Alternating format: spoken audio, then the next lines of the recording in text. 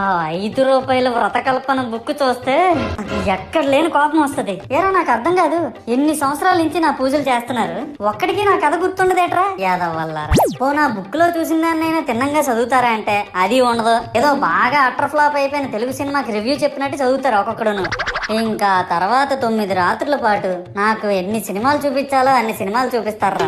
ఇందులో funny part ఏంటంటే నేను ఎన్ని బ్యాచ్లను చూస్తాను తెలుసా. ప్రతి వీధి పందిరి దగ్గరికి తిరుగుతూ నా విగ్రహాలకు రివ్యూ ఇచ్చే బ్యాచ్ ఒకటి, ప్రసాదాల కోసం ప్రతి పందిరి దగ్గరికి తిరిగే బ్యాచ్ ఇంకొకటి, ఇంకా దరిద్రం ఏంటంటే నాకు కొట్టిన కొబ్బరికాయలు ఏమైనా మిగిలిపోయేమో వాటిని తీసుకెళ్లి పచ్చడి చేసుకుందాం అనే బ్యాచ్ ఒకటి.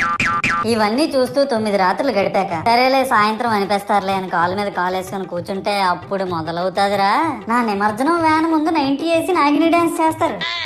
అంటే నాకు అర్థం కాదు, 9 రోజులు వాళ్ళతో కలిసి ఉన్నానని నన్ను కూడా వాళ్ళ ఫ్రెండ్ లా ట్రీట్ చేస్తారా ఏంటి? అబ్బా అబ్బా అబ్బా అబ్బా, మునిగినంత వరకు మనశ్శాంతం.